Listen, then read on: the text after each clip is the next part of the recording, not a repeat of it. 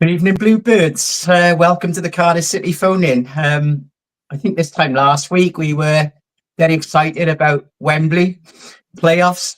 Everything we were looking how many points we were away from the playoffs. Steve and Al, who were on the call tonight, were excited as anything about going to Luton to see the revival. Here we are a week later, back in the bottom three, two defeats.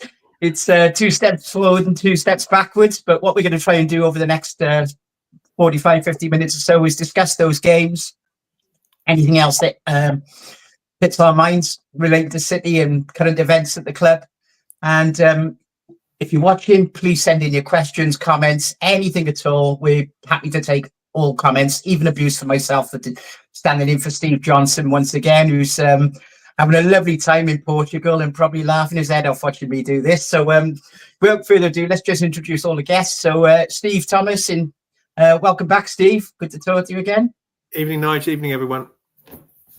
We've got Al Worth, who is another regular on the show. So evening, Al. Loving those gates behind you again. Good evening. And then we've got Rhys David. Rhys is a first timer on the phone in. So welcome, Rhys. Rhys is when he's home in South Wales, sits in a family stand and sits quite close to myself. So I got to know Rhys really well. He's a practicing medical student in Exeter and doing amazingly well. And as we'll find out over the next 50 minutes or so, his knowledge of Cardiff City tactics and what's going on and what's going wrong down there is pretty supreme. So welcome, Rhys. I've given you a good bill in there. You better live up to it now. Thank you very much. Good evening. So here we are then. So it's been a tough week again. Just when we think everything's looking up at Cardiff City, I think we saw 2 stale, tired performances. We'll probably talk about, lack of squad depth, lack of options on the bench, the number of games we're playing in a short time. Do they contribute or not? Have we just lost a little bit of focus? We'll cover all that off. And I guess the best way to do it is let's just go through the games of the last week. So if we start with Luton away, Steve, I know you were there, and Al, you were there too. Yeah.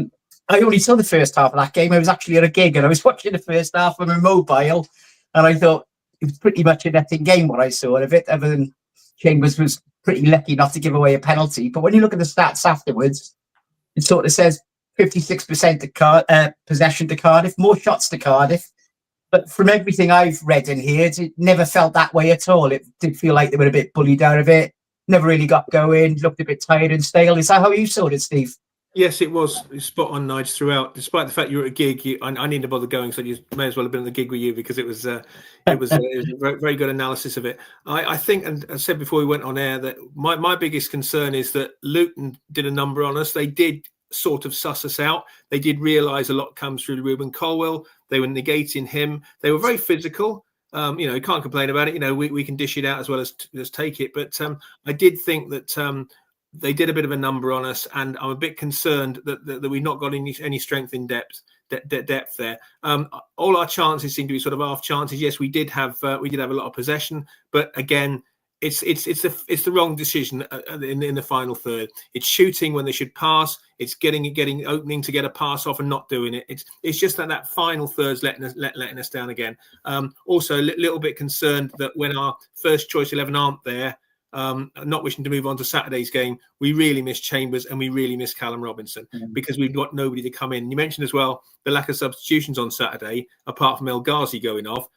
I didn't really see there was anybody who could come on and change the game. And I think that's the problem, is our lack of strength in depth. That first 11 that we were playing and we had that good run seemed to be really sound. But as soon as one of those pieces goes out, we kind of shot ourselves in the foot, because we had nothing else to bring on. Yeah. Yeah, we'll talk a little bit more about that in a moment. Al, when we were talking last Monday, at the end of the show, you were telling me how the buzz was back with you. You couldn't wait to go to Luton. You were excited about going again. How did you feel about it later? It's Wednesday night. I couldn't wait to go home. It was difficult to put your finger on it, really, Nigel, to be honest with you. We looked really sort of laggy at Luton, looked a tired performance. And perhaps that then was a taste of what was still to come on Saturday. Saturday's kind of more in my mind at the moment, to be honest with you. And that's in the forefront of my mind. And moving on, I think possibly from Riz's press conference on Friday, he seemed a bit sort of down in the dumps. And you're wondering whether or not this uncertainty has then gone down to the players as well. You know, they've done they're probably thinking, they've come out in support of him, haven't they? And perhaps they're thinking, well, we've done our bit now. Possibly those above us now, it's their sort of turn to let us know what's going to happen in terms of management. Because to be honest with you, they're not treating Rizzo with any respect. And I talk about the hierarchy now. And most of all, they're not treating us with any respect. You know, we deserve, as fans, we deserve to know what's going on. And it's just that level of uncertainty. Yeah. Something's got to be done quickly, I think. I would, moving on to what we're probably going to talk about later, but I would give him till the end of the season, because if we bring someone else in now, I think, are we going 2 steps backwards? Is it going to be too late? You know, you get cut adrift in that bottom three. Interesting to see what the next month, I suppose, is going to bring. Yeah, it's tricky times, isn't it? Because I think Riz has done a fantastic job as interim, and we'll cover this a little bit more during the show tonight. But yeah, I just feel as a club, they've got to come out with make a decision. You can't keep. I was reading today; it's 50 days, isn't it, since Bullock was sacked? Yeah. And to be honest, we knew for probably 20, 30 days before that he was on the brink anyway. So we're talking about a period of almost 3 months of the club being in limbo, and it's just not right. And the thing that worried me was a little bit, they had a fans parliament last week, which I wasn't fully aware of, and we saw the report afterwards. But remember, Delman turned up, didn't it? Someone correctly asked the question, you know, what's happening with Rizzo? Is he going to get the job? And all Delman said was no. Is he going to get the job? Are we going to get an imminent decision? And he said no. And that's all he had to say about it. The communication of how they go about it in the club is absolutely awful. And, you know, that's how they treat the fans. And you get the feeling Rizzo's in pretty much the same position, that he hasn't a clue what's going on, but he's got to front up to the media every time, asking him these questions that he can't give answers to. It's just not a healthy situation. I think the key issue around this as well is the fact that we're walking into January, or sleepwalking a little bit into it, where we've got a number of players out of contract this summer. Gutas, El Ghazi, Robinson, O'Dowda, Mate, Rowles, Ramsey, Gamble Collins, Rinomota, Alnwick. These are players who we need somebody in charge to say which ones to keep, which ones to sell, which ones to just kind of cut loose. And we don't have that at the moment. And we're only a month and a half away now. Yeah, exactly. And how can you plan for January? I mean, we'll talk about what they need to do in January, but it's as obvious as anything that they've got to bring in a striker. You know, we played with no striker for 90 minutes on Saturday, didn't we? And I think that's one of the huge problems they got there. But how are you going to entice anyone to come to the club if they don't know what's going on manager-wise, what the aims of the club are? It's just not going to happen. It's not going to work. Well, you're right, Nigel. We are, and Reece is right as well, in that we're sleepwalking towards January. We have got on the bright side, we have got a couple of strikers coming back in Keon Tete and hopefully Isaac Davis. So I understand Isaac's had a setback, which is bad news from our perspective. But yes, you're right. And going to Saturday as well, I wasn't alone in noticing that Willock didn't seem to know we were supposed to be playing. He was gravitating towards El Ghazi on the left, so they were both on the left, and we had nobody in the middle effectively. I think we are lucky. If Callum Robinson is a fantastic player, he's doing a fantastic job, but he's got that niggling little injury. So 3 games in a week was going to be too much for him. But we got nobody to come in, and also a big concern to me was how Blackburn's first 2 goals were like a knife through butter with their passing the movement. We weren't going with either of the players. I mean, they look like we were playing Brazil, particularly on the second goal, the way they cut through us. We've got to pick ourselves up. We've got to go again. Rizzo said on the subject of players, Rizzo said that if he's there, he wants 3 players. We can all see where those 3 players are needed. But to come to Al's point as well, we need a decision. We need to know what's happening going forward. Is it going to be Rizzo? If it's not Rizzo, whoever comes in we've got this bloated squad anyway. We've got to get rid of players before we can bring anybody in. So we may as well, as you say, give Rizzo the job till the end of the season because he's under contract anyway. And hopefully, earn a few win bonuses. It's an interesting thing that he said in his press conference on Friday. I don't think that many people picked up on it, but he said just like players are doing their best because they put themselves in the shop window, so are coaches. And he actually said that. And he's come out, you want him to be behind. And it's very difficult, isn't it? He's basically said, well, if I'm doing a good job, someone's going to come and get me. Yeah. And that's hardly motivational stuff when you've got a game the next day, when your manager's saying things like that, and the players are supporting that manager. But it's nothing. None of this, Steve, comes as a surprise, does it? I mean, it's only the way that we've always the club's hierarchy have treated people basically with disdain. It's almost they think they know best. And I don't think that's going to be the way. It would have been great to have gone into the international break on the back of perhaps a win and a draw. As it is now, people have got 2 weeks to stew. Riz has come out and said, hasn't he, it's an ideal opportunity for clubs to get a new manager in, and it wouldn't surprise me if we come out the other end and we have a new manager. And then where do we go? I think this is the problem, because if not Rizza, I think they've got to appoint a manager now, because if you're going to bring in a manager, you need to give him December to take a look at that squad so he can see firsthand what he needs to do, so he can strike and start lining up his January targets. But you can't continue with Rizza in limbo to January, and there's talk of what's the name, the old Watford manager, he could be available in January. That's the last thing they want to do, is just string it out for longer. And he comes in January, doesn't know who's here, who's doing what, and what's required. It's not a way to run any business, is it? Let alone a football club. I think the key thing that they were trying to avoid was the issues we've had in previous years, where we've tried to bring in some manager, we've seen his dead cat bounce, and we've gone, "Oh, he's fantastic," and then that's immediately turned sour. We saw it with Mick McCarthy, we've seen it with Steve Morris, and we've seen it with a couple of others. But now it's getting to the point where we need to kind of make that decision, isn't it? Where we've had enough time to judge him, and we just need to accept. Really good term is dead cat bounce, because McCarthy came in. Did he win his first 5? The same when the other new managers came in. We want to avoid that, but I think if Riz is going to stay, he's got to be backed. He's got to get the players in. It's been refreshing to see more attacking football, and we won the 4 consecutive home games until Saturday. But we've now got to bounce back, and this is the first time. We'll let him off Hull. That was his first game, but he's now got to get the players back up again after 2 defeats. Yeah. I didn't see Saturday coming. The performance, some of those performances, NG for example, Haaland for example, there were some the back 4 were at 6s and 7s in that first half. And I don't know if anyone's.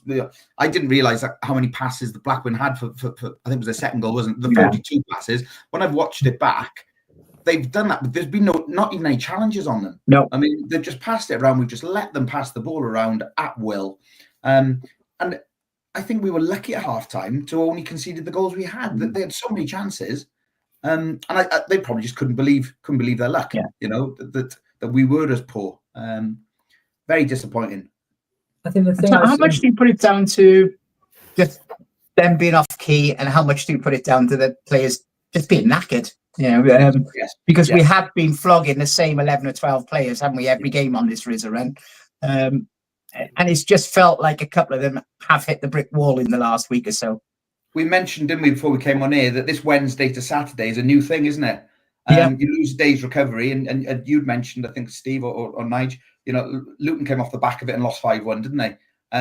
So it is difficult when you get these Wednesday games, and if you can't freshen it up, it's all very well saying, they're professional sportsmen and so on and so forth, but it's a high intensity game now, isn't it? And you need, it's very much a squad game. And I think Saturday, what we showed in our squad is that it's lacking in depth. Yeah, I think every game's important, but the next 3 after the international break are going to be absolutely massive. We've got Sheffield Wednesday away. We've got Queen's Park. We've got Sheffield Wednesday away, who we beat twice last season. We've got Queen's Park Rangers, who are in the bottom 3, and then we've got Coventry, who we beat twice last season. So if we fail to get a serious points tally out of those 3, then I think we've got to look at the whole setup, because we are definitely heading downwards. It has been argued that the previous games have been easier. However, Blackburn were coming off a very poor run. Was it 7 hours they hadn't scored for? Yeah, they hadn't scored for ages before they played us. First away scores again. Sorry, Reece. First away win of the season for them as well. Well, talking of away form, I was that Luton game meant it's now 9 aways since we haven't won in the last 9 aways. The last one was back in Birmingham, which was in March time. Can you remember who scored that day? The fella on loan for the Forest. Yes, you're right, Josh Bowler. Bowler. But Cardiff, I mean, even though we haven't been fantastic the last couple of seasons, the away form has been pretty good. But the away form just seems to have gone rotten on us, doesn't it? In those 9 games, we've had 3 draws, 2 in the derbies, Bristol and Swansea, and West Brom. The others we've been relatively well beaten, and that's a real worry. I think you're quite right, Steve. 2 of the next 3 games, there are ways where you think, yeah, we can get a result at Sheffield Wednesday or Coventry, but they need to start showing what they're doing at home now when they're playing away as well, because it's just not happening away at the moment, is it? Yeah. And again, I still haven't seen the Luton goal, but we talked about Blackburn's goals being soft at the weekend, but I think the Luton goal was quite soft from a set piece as well, wasn't it? It was a corner. And the Luton player headed it in when he was marked by El Ghazi, who seemed to be, may as well have been sitting in the stand with us behind the goal. It's anyway. I think one of Cardiff's strengths the last year or so, or more than a couple of years really, has been their ability at set pieces, defending them and attacking them at the other end. But we just seem to have lost our way with that altogether at the moment, don't we? I noticed on Saturday we had 12 corners, but I can't remember any causing a single problem. Do you know what, Nigel, we were saying exactly that on the weekend. Every time we were getting a corner, normally you think, something will come of it. And then I was trying to think the last time we scored from a corner. It either doesn't beat the first man or it overhits everyone, It's just that straightforward delivery. We're just not doing it, are we? Was it Perry NG again? Against Millwall, wasn't it? But that's been an exception, hasn't it? It just has not happened for us this season at set pieces at all. And I think when I look at probably more than half the goals Cardiff have conceded have been preventable this season. There's probably a lot more than that. They just seem to be gifting soft goals. We went through that spell, didn't we, where we kept 4 clean sheets in 5, and now it's almost slipping back into some old habits. So I know you spoke on Saturday, Steve, about we really miss Chambers. I actually felt that he was one of those players who started to look tired, and I thought, from what I saw of him at Luton last week, I thought he was getting bullied by I can't remember the name of the player now, the Luton forwards, but he's pretty tasty anyway. And when, of course, he wasn't even in the 16, was he, at the weekend? He's out injured, and in comes Darland, who I think is a prospect. He's looked pretty useful, but he looked completely unfit, didn't he, at the weekend? Yeah. He just wasn't with it at all. Yeah. To be fair to him, he's still adapting to the division. In his first start since his injury a few months ago, but it wasn't the best performance, was it? He looked... Yeah. It completely shook our defence up as well. Can I just pick up on a point that I've got the comments coming through next to me as well? That Richard Lewis, evening Richard, doesn't help when there's an early kickoff on the Saturday after a Wednesday game either. Yeah. No, not new TV deal. All these early kickoffs. I've no doubt long term it'll do more harm than good to attendances and season ticket sales. Yeah, I mean we've had 2, 3 o'clock kickoffs at home this season. Leeds and Norwich. All the rest are 12:30, including the first 2, Sunderland and Middlesbrough. The fans who actually go to the games get a really raw deal. I think those of you who have to travel, you travel for you travel considerable distance for the City home games. But even people locally, there was still on the weekend there was one little crash, and there were loads of people streaming in after 12:30.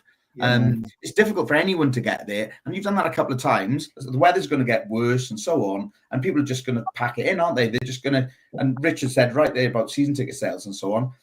If you're looking at the start of the season, if you've got kids who play Saturday morning football, they can't go anymore. You used to see kids sort of rock up in the kits in the afternoon, didn't you? If they've been playing in the morning. Most of us who've had kids of that age, you want to see your kids playing football more than you want to see Cardiff City. So, but from the club's perspective, or all of the club's perspective, they make so much money now at Sky, don't they? That we're way, once again, the fans are way down the pecking order. As long as they get the Sky money, then they're all happy. But I think a lot of people will not get season tickets. I mean, going away, Sheffield Wednesday away is at 12:30, isn't it? Yeah, I mean, it's great if you're a TV fan, because I did put on Twitter before. Probably about 29, 30 of Cardiff's league fixtures this season will be on Sky.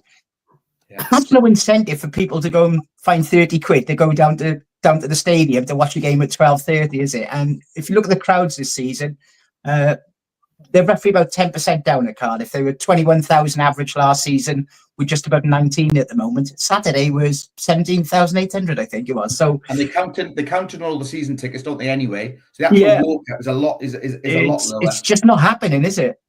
No. And and I think I think most of us are the same. We like to meet our pals, go for a drink, have a chat first, then go to the game, maybe have another drink afterwards. This 12:30 thing kills that as well, just the social side of it, which is important. We all love to watch the football, but we all like to meet up with our mates and have a chat about everything, don't we? And it's just not happening at this season. These 12:30s are just, personally, they're doing my nuts. I'm not enjoying them at all. The atmosphere down at the stadium is dropped considerably. I know it's not been great down there the last couple of years, but bearing in mind Saturday we were going for the 5th successive win down the stadium, it felt quite flat. I've always said, right, that you get the best atmosphere when people come out a couple of pints beforehand. And I'm a firm believer. I'm a firm believer in that. If you've had a couple of pints, everyone's a bit sort of merry or whatever. Some of us more merry than others. But no, I do think that adds to it. And if you've got a 12:30 kickoff where everyone has literally gone straight from home, most people bypass the pubs, don't they? Really, they go straight to the ground. And I agree with you. I think it is noticeable. And some people, it's a lot easier, isn't it, to now just sit in the house and watch it. What has happened, though, we've got far more Cardiff City experts now because more people are watching us. So I'm finding now a lot of people are going, oh, yeah, that, they're going, that player, he's rubbish. There we go. Yeah, and they don't have to listen to Ty Hunt, do they, watching it on TV? There's that advantage as well. So, going back to the Blackburn game then, if we cover that one off quickly, again, I don't go overboard on stats, but the stats were massively in Cardiff's favour at the weekend. 63% possession. I know a lot of that was because of the second half where they really tried their best to get back into the game. 20 shots to 11, more on target.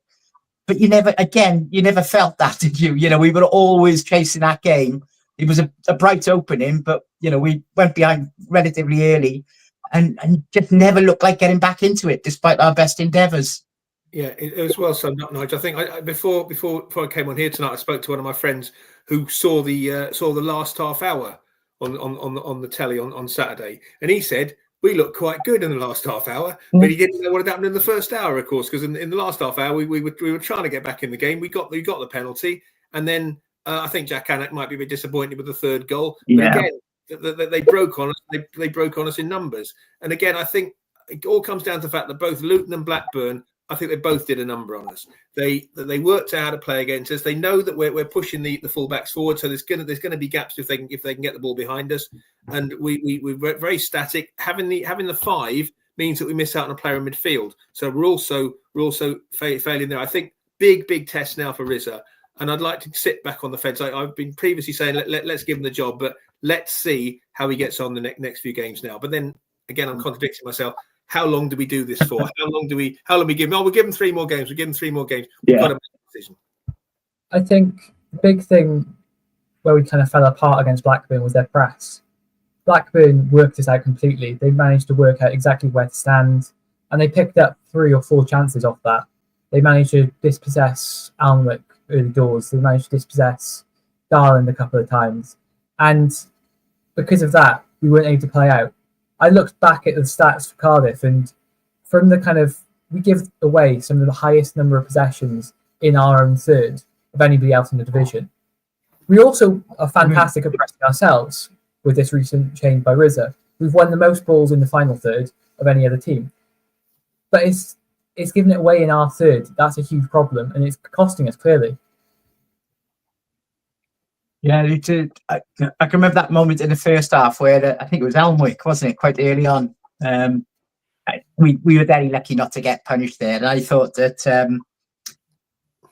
we're not footballers, are we? We think when they're playing around at the back, they seem to think they're proper footballers. They're not, But the other thing that just concerned me a little bit watching him on Saturday is that there's a couple of players who just look shot to me. Petty NG, I thought it's just finding his way again, but he was caught out of position time and again on Saturday. And then I suppose Ollie Tanner in front of him, we can talk about what he was doing going forward, but he wasn't really getting back that often to help as much as he has been in recent weeks. And I think he was just one of those players who were completely, shot. He needed a rest, but there was no one else really to use in that position, so they persevered with him. But it just didn't seem to. I think it caused a lot of the unbalance. But the first half, it's been a long time since I seen City look that disjointed, and it almost had me thinking, is Bullock back here for the day? You're quite right, Steve. With Willock, who was brought in the side to be a forward, wanted to play everywhere except in the middle, didn't he? And he kept drifting wide to El Ghazi, and El Ghazi got in the middle a couple of times, had a couple of shots, and only bothered the corner flag, I think, once or twice. Yeah. And he's really struggling at the moment as well. And that first half was a really tough watch, I thought, and we could have been, if Blackburn were more clinical, they could have been out of sight by half time.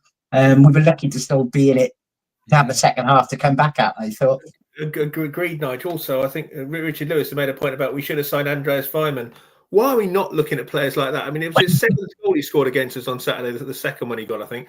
And we signed Kanga on loan from Hertha Berlin, and players like Weimann, who are, demonstrably good players in the Championship, we just pass us by.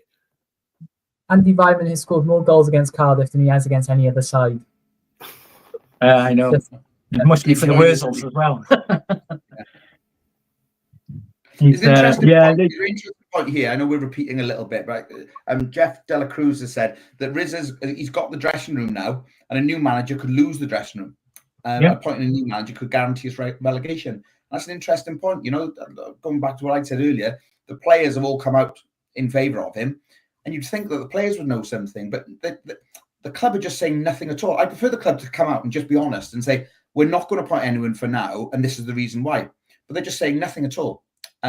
So the more we're kept in the dark, the more frustrated we become. And I think perhaps we dislike them even further, if that's possible. How would you feel if you were Rizza, though? Because he's only got a 1-year deal with the club, hasn't he? I think if they appoint anyone else, I can't see him staying now, even if they asked him to stay on as coach, because he's had that spell doing what he's done, and that's probably get on his CV now to get another manager job somewhere, whether it's a Championship or a rung or two down the ladder. But that is obviously where he sees himself now. So he's in this position where they won't tell him what's going on. He's supposed to have gone for a meal with them the Friday before last, which we all knew about.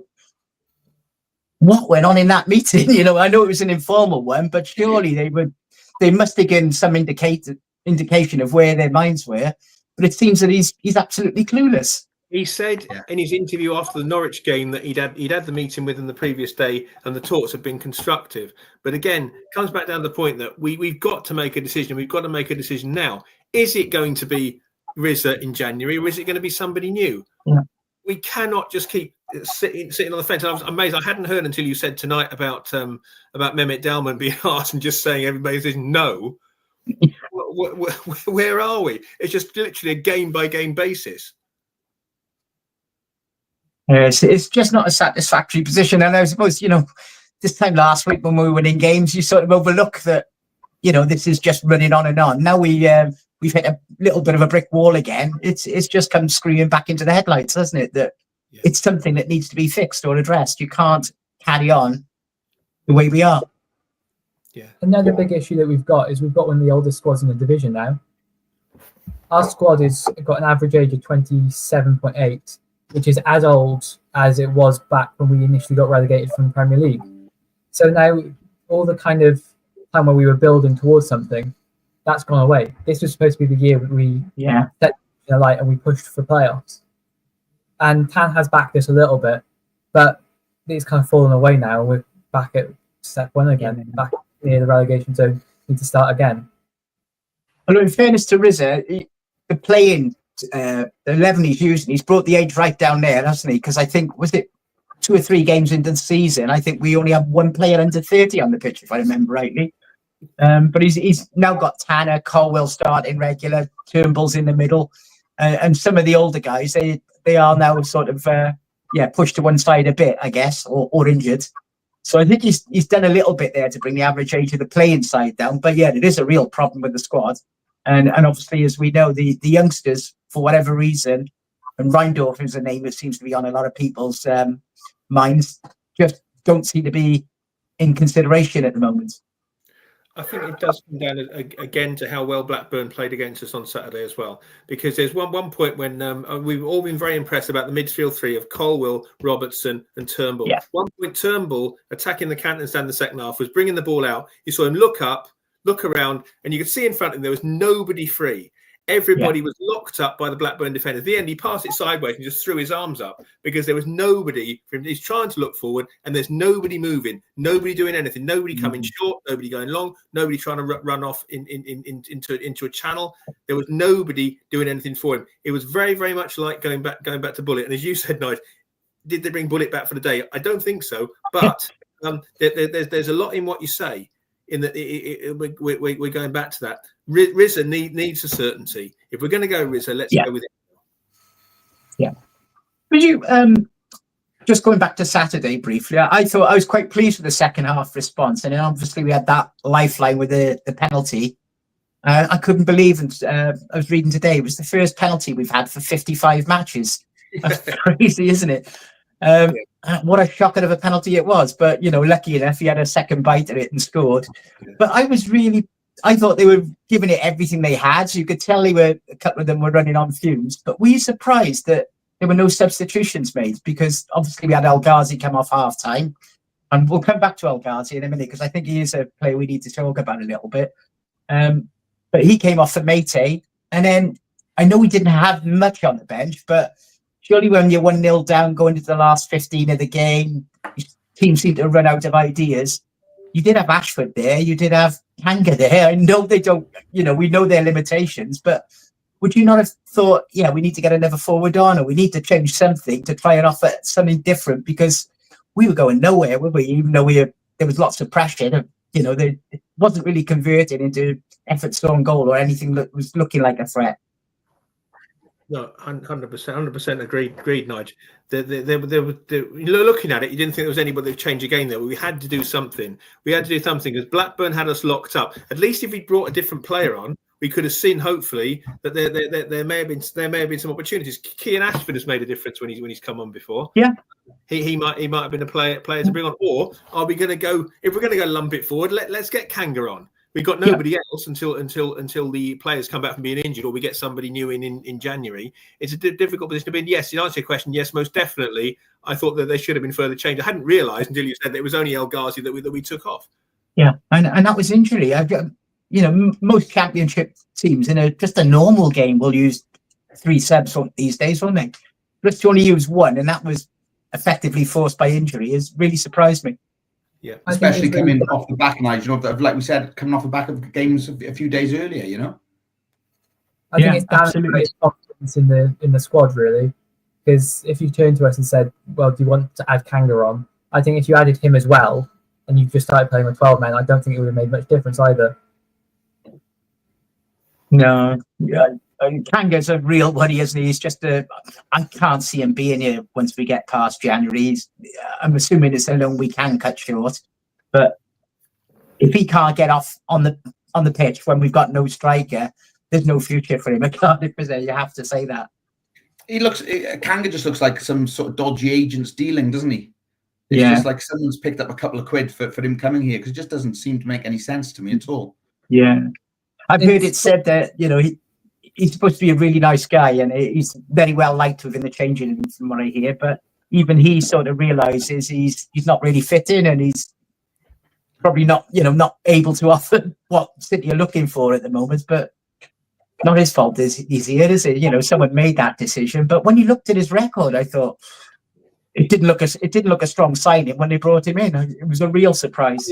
Sincerely hope we get a decent striker in, and we have got a reasonable record in recent seasons of bringing in a decent striker in January. Looking at Kaba, and before him Jordan, Hugo. So Yeah. we have had people who've come in and have done the business to the level we need to. But to pick up on Reese's point as well, throughout the years, particularly looking at the years when Dave Jones was in charge, going into Malky, we got gradually better every season. We were sort of building up until we had a team that was capable of challenging for promotion. We built over year after year. Now it's just reset every year, and we've got to have a complete look at everything. Let's decide what we're going to do and go with it. Yeah. So Al, obviously we got this 2-week break now. I was reading today that there's likely to be a behind closed doors friendly, presumably just using all the players. There's only 3 players away on international duty, I was reading. So yeah, they'll need to do something to keep them fit. But we come back in a couple of weeks. What would you want to do with that team? Would you want to make changes? Yeah, I always get frustrated at this time because those players, historically, those players who aren't away on international duty are filming themselves jetting off to Dubai on the night after their last game. You know, I always get really frustrated. They seem to like time things really badly. And Ryan Wintle was one for it, wasn't he? You know, he lose against the Jacks and he posted a photo of his new Porsche online on the Monday. You know, I've always been. I think it's called Tomlinitis. Remember? Yeah, exactly. And I've always found that. But, you know, I would announce now that you're giving the manager the job straight away. Okay, put everything behind him. Okay, live and die by that. Because the way that Tan is anyway, if we had a bad couple of months, you could easily get rid of him. You don't, like I said last week, you don't need to give Rizzo a new contract. He's contracted till the end of the season anyway. So just all you got to do is come out and back him and back him. Give him that assurance. Yeah, I mean, and I would back him now. And if come the end of January and we're in a right mess, then okay, reassess if you need to. But I think just letting this drift over 2 weeks now, where all that happens is we just sort of we get ourselves all worked up, basically, don't we? And we just say how bad things are going. How bad things are going. We can see there's been loads and loads of comments coming tonight. We haven't had a chance to read them, but and everyone's saying pretty much the same thing. Everyone's on a real downer. And if you go back to last week, we thought we were going for the playoffs, didn't we? You know, and it's amazing. You know, I gave my predictions at the end of last week, and I said, we were going to win both games. I mean, now we just sat you feel like a right idiot because we were, Blackburn in particular, we were just totally and utterly outplayed. There was nothing to come from that, but you could almost sense it after he spoke to the press on Friday. It was almost like you could sense something was up. Almost like someone had said to him, "Well, look, you're not going to get this job." Now, he's a human being. Any of us in any job, if our boss said, "Oh, you're here now, but you might not be here tomorrow," you're going to be looking elsewhere, aren't you? Straight away. He's got his family. Yeah. Well, my reading of that meeting with Delman was when he felt it was quite positive. I think he was expecting something to happen during last week before that game, and the fact that it's dragging on and he's still no near what's going on. Obviously, it was an informal thing, so you're not going to sign off a deal in that sort of environment. But I think he was given the impression that they were quite close. And in fact, didn't Aberdonato, who obviously gets the ear of people at the club, he hinted last week that they were ready to give him a deal until the end of the season. And that just seems to have gone quiet again. It's so you do wonder what's going on. One of the things I was thinking of, and I have mentioned it on Twitter, obviously we've seen Coventry, quite a shock sacking really with Mark Robbins. I think in an ideal world, if it hadn't been for this Rizzo run, City fans would be all over Mark Robbins, wouldn't we? Because he has done an amazing job at Coventry, bringing him up to the Championship. He's not under contract to anyone. He might want a little bit of time out at the moment. I don't know if he does or he doesn't. But if you were a competent run football club, surely you would want to have a conversation to see if there's any interest there with someone like that, notwithstanding the fact, we are in this difficult position with Rizzo. But to me, he feels like a sort of candidate that could sort of get this club and head in the right direction again. But if we don't go for Rizzo, it's almost like a gift horse, isn't it? Any of these people that come in, they're going to want to change things. They may want to bring in their entire backroom staff. But again, we've got this full squad, so we can't get anybody in, I understand, until we move people out. So how are they going to move these people out? Are we going to get somebody else to come in and just pick up the same players and actually be a coach? Or are we going to stick with Rizzo? Yeah, I take your point about Mark Robbins. it's a huge shock after what he's done in recent seasons, in particular. Playoff final, FA Cup semi-final. Now they've not started too well, and he's gone. Yeah. They're not starting well, they're doing better than us. I think the only question I'd ask is, why would Robbins want to come to us? Robbins realistically has a choice of anybody in the division, realistically. He could pick any side and kind of go there.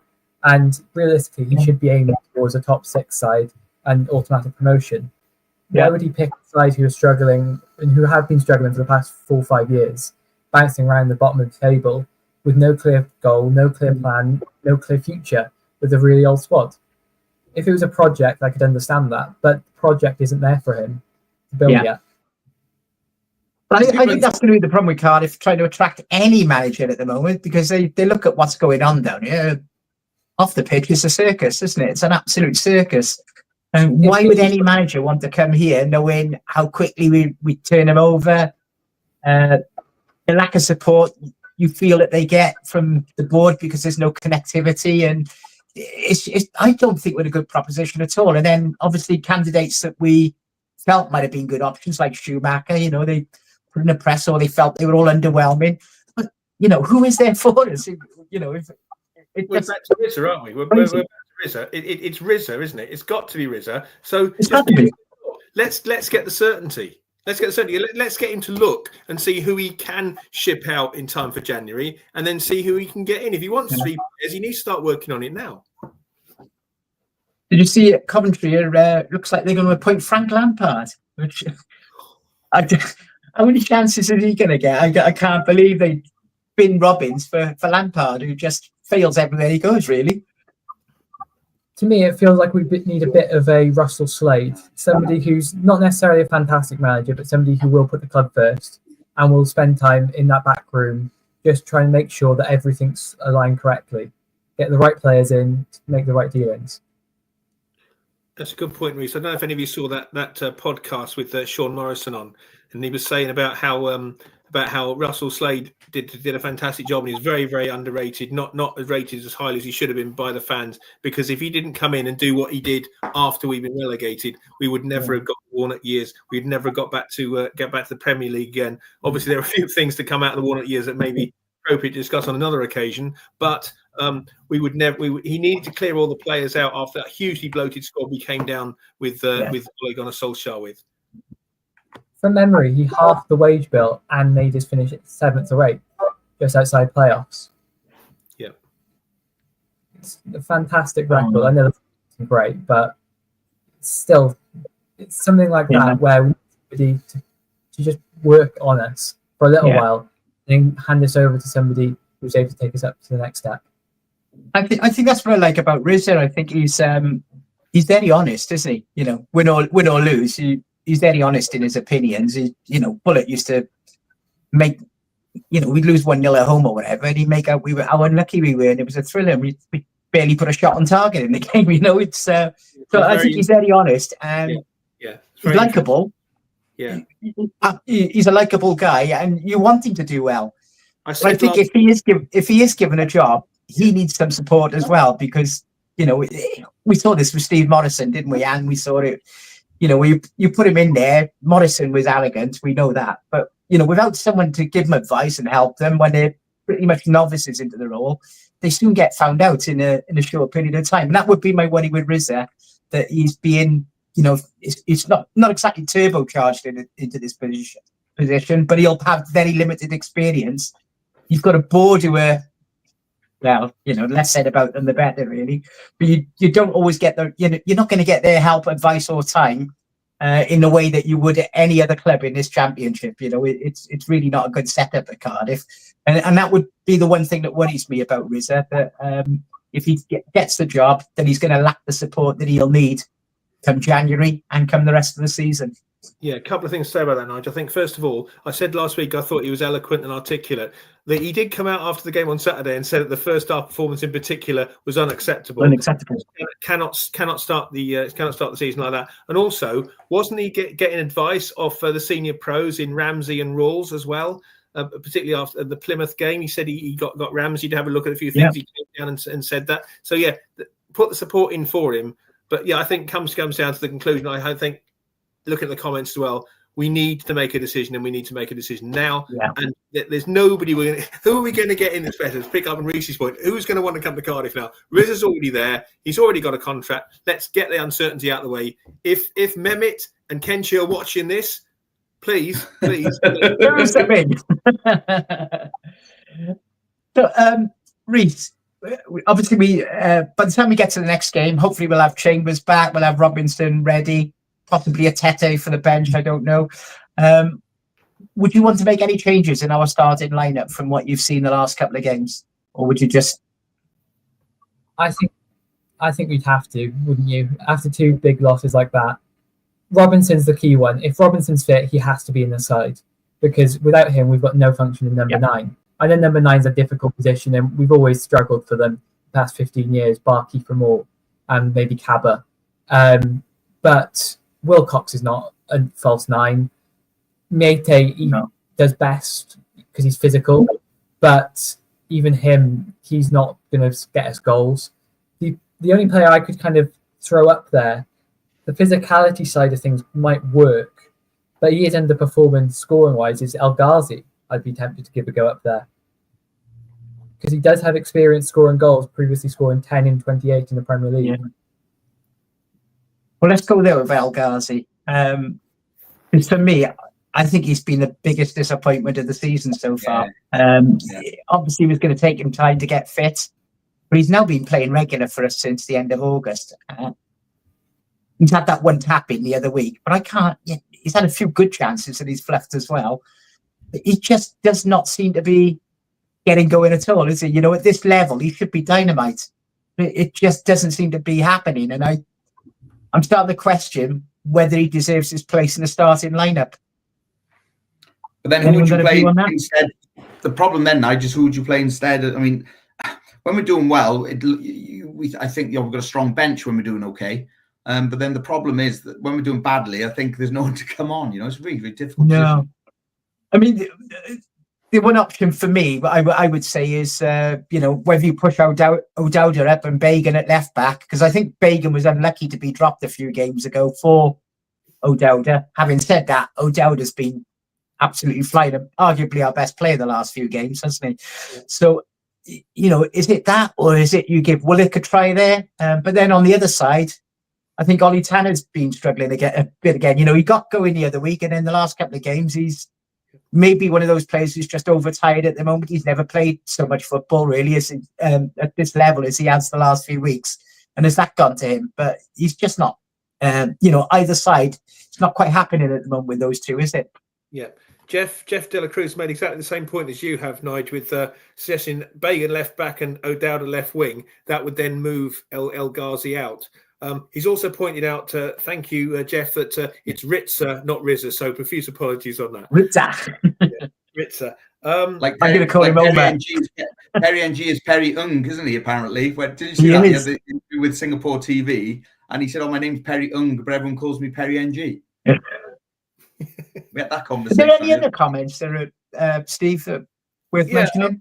Richard Davis has said, evening Richard, El Ghazi not fit, loses the ball too often, got in the way of Turnbull's shot on Saturday. Yeah, I was amazed to see that goal kick when I saw it live at the Surround. But yes, he hit our own player. Steve Wiggy Wiggins, even Wiggy, El Ghazi seriously struggling up there, had a half chance Saturday, wasn't interested. Johnny Morcado, Bullet had us with the least shots in the league, lowest XG in the league, but he felt we were doing enough to win games. It was shocking. What else we got? John Bartley Wilson Stubbs. Evening, John. The rumour about was Cobb appointed director of football and he wouldn't communicate at all with him. That's interesting. Yeah. Vincent Tamworth.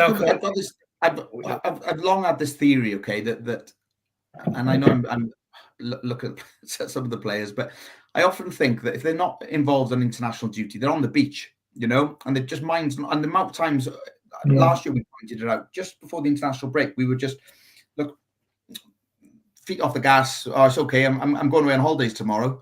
And they just didn't seem to be at it at all on Saturday. And it's very difficult to put your finger on how we were as bad as we were. Because the first half, it looked like Blackburn were like the best team we've seen down there this year. They weren't. It's just that City just did not turn up. These international breaks, we all love Wales. I know we're all big Wales fans here, but it's now 3 international breaks in 3 months, isn't it? And that's contributing to this condensed league program where you're finding they're playing 3 times in a week, and then because of TV demands, even within that period, it's sort of condensed the time between games as well. And it just feels to me that that's not a schedule that's going to be sustainable over the coming years. There's a lot of talk, isn't it, about players struggling and breaking down. And we see the number of injuries you get at Cardiff and how long some players take to come back. And it just feels to me to be more and more of an issue. I know, when we were kids, players would play 40, Phil Dwight would play every game of the week, even on a broken leg, wouldn't he? But the game today is so much faster and athletic than it was back then. And it puts more demands on the body. And I just feel that, what we've seen with Cardiff for last week is the epitome of everything going on. Yeah. You get 2 weeks off and then you're playing 3 games in 7 days. And that's going to happen after the next Wales break now. And you just see players looking tired, lethargic, whatever you want to call it. It's very hard for them to stay full on focused when it's like that all the time. We were talking about it as well on Saturday night that there's so many foreign players in the Premier League that most of the best British players now are falling into the Championship. And I think the standard of Championship football is very, very, very good. And it's almost like you don't come across a poor team, do you, anymore? And a team perhaps you think you get something against. You see how well, for example, Sunderland has done this year with good young players.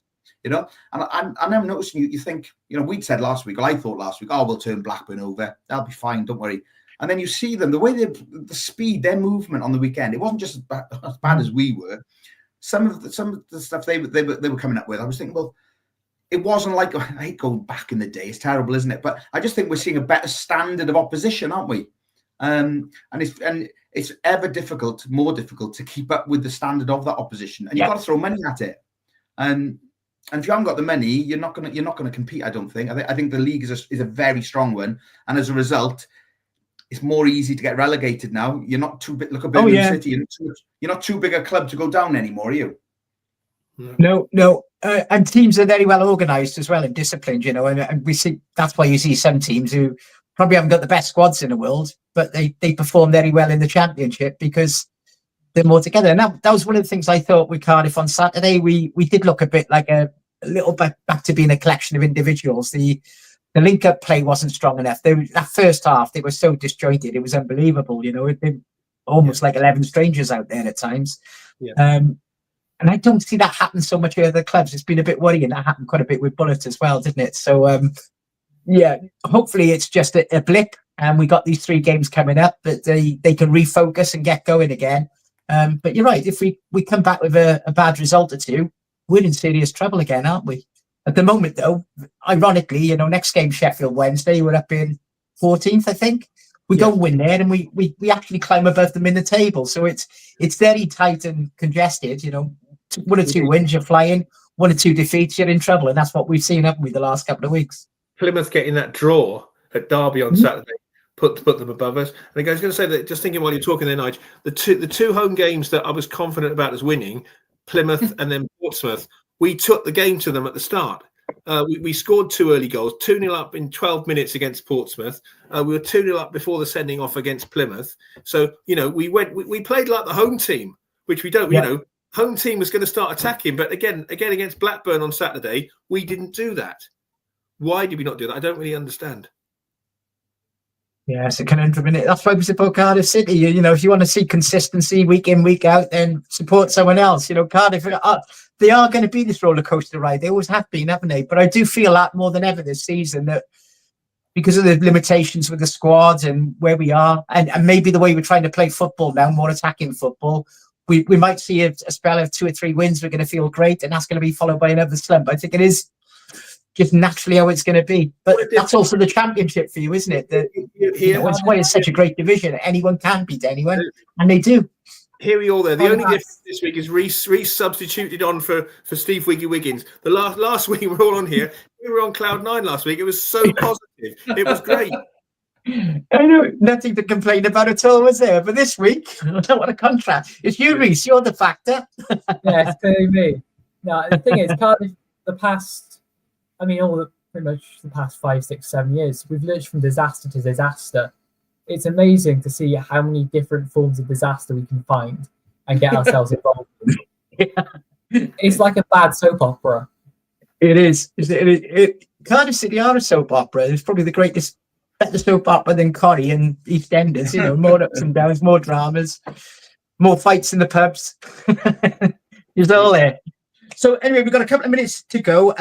Before we just talk about the next couple of games, international break. I know we're all Wales fans as well, so there's a couple of big games coming up for Wales.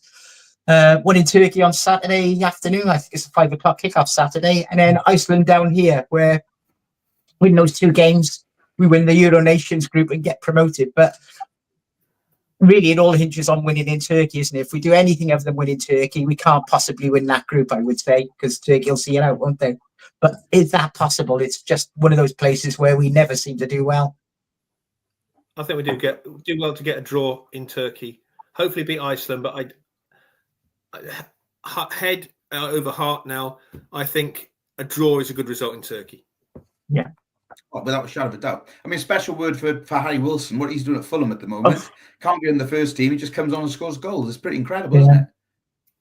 And I think that's one of the big regrets I got. That one season where he was here and he did some amazing things here. That was the COVID season, and we never got to see him or keeper when he got the 20, did we? I know. In one season, we get a goal scored, and none of us can watch him in the flesh.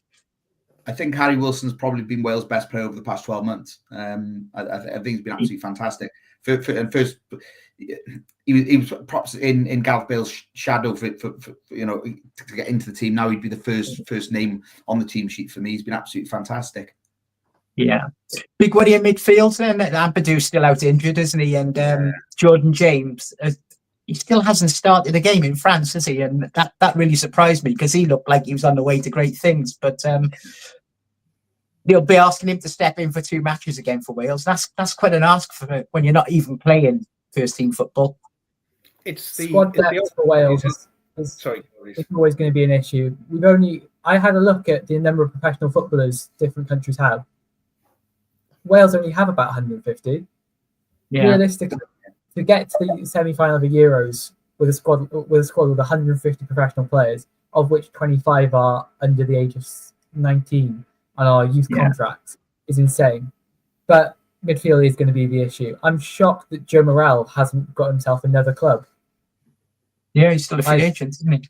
Still a free agent. Just fascinating to see, given how much Brook Page talked him up recently. Do you think Colwell's going to play in any of these games? I can see him playing against Iceland on Tuesday. I don't think he'll start in Turkey, but I think Bellamy might be tempted to give him a game next week. He was there on Saturday watching him, wasn't he? I understand. Yeah. We shall soon find out. It's not our luck, and he'll play him and he'll get injured. Yeah. But Keeper Moore's out. Fortunately, they found out that Kangar isn't well, so he's not standing in for him. So it's not all bad. Right, just a couple of minutes to go then. 3 games coming up. Steve's already mentioned them. Sheffield Wednesday away next, where we just haven't done well for a little while. We got spanked there twice last season, if I remember rightly. Once in the cup and once in the league. We beat them twice last season, twice in the league, but QPR at home, which that's got to be a must-win, hasn't it? Really, and then Coventry away could be one of Frank Lampard's first games in charge of them, so they could be re-energized with that as well. Get the new manager bounce. So, what are you feeling about those games, Steve? I take it you're going to the away games here. Yes, I'll be going. Tickets on sale Wednesday morning. Get in there, Bluebirds. Get your tickets. I think. Well, heart overhead this time. 7 points from the 3 games. I'll take that. Al, what do you think, Thingy? Well, I'm normally positive, but I think we'll beat QPR at home. The other 2 away from home. I hate going to Sheffield Wednesday anyway. So I think I don't think Clancy's getting anything there, and I think Coventry will have a new manager effect, as you've sort of intimated, really. So I think we'll beat QPR. I'm not at all confident about either of the other 2 games. Yeah. How are you seeing it, Reece? I think it's going to be about 4 points. I can see us getting a point against Sheffield Wednesday. I thought they did very well. They played a good stuff against Sheffield United in the Steel City derby, but they're going to be licking their wounds in the next few weeks and going to need to put that right. So that's going to be a very difficult game, especially up in their gap. QPR at home, it's a must-win, isn't it? It's one of those 6 pointers where you just have to get the result irrespective of performance. And Coventry, that's going to be thrown up in the air. So I think we'll get a point out of either Sheffield Wednesday or Coventry, but we should get the win against QPR. At least you hope. Let's hope so. Yeah, I'm just hoping that they come back from this break a bit refreshed. One or two players who have been injured come back into the fold. Obviously with Callum and the two Callums really. If they can come back into it, we're stronger. If we get a Tete on the bench as an option, it makes us stronger again. So let's just hope we can pick up a couple of W's, because you don't want to be hovering around this bottom three for too long. If you're going into December still hovering around the bottom three, you tend not to really get up too far away from it over the rest of the season. It can make it any tough time for the next few months. So thank you all for getting involved tonight. Steve, always a pleasure to see you. And Al, hopefully we'll catch up in a pub sometime and have a bevy together. I know, Steve, I say I'll catch you in the Lansdowne at some point soon, so I'll try and do that before a home game. Al, I haven't seen you for a while, but other than on here, but I'll try and catch up with you sometime soon as well. Reece, I'll see you next time you're down in Sydney. When are you coming next? It'll be Christmas time. That's Merry Christmas. All right, I look forward to seeing you then, mate. Thanks very much, everyone, and thanks for listening and watching in tonight. Catch you again soon. Bluebirds.